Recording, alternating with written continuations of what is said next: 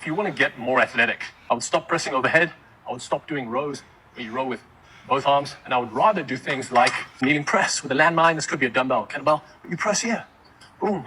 It's a different way of doing things, but this better mimics a throw or a strike. You're going to feel better for it. When you row, again, this could be a dumbbell or kettlebell. You're in a split stance. You're rowing one arm at a time. Another thing I would stop doing is things like deadlifts. All right? I would stop doing back squats. In both these moves, the hips thrust forward, the shoulders travel back, right? And we compress the spine. So let me get this straight. We're going to replace an overhead pressing exercise with another overhead pressing exercise, a bent over row position for another bent over row position, and we're going to stop squatting and deadlifting because of spinal compression. Apparently that's a bad thing now.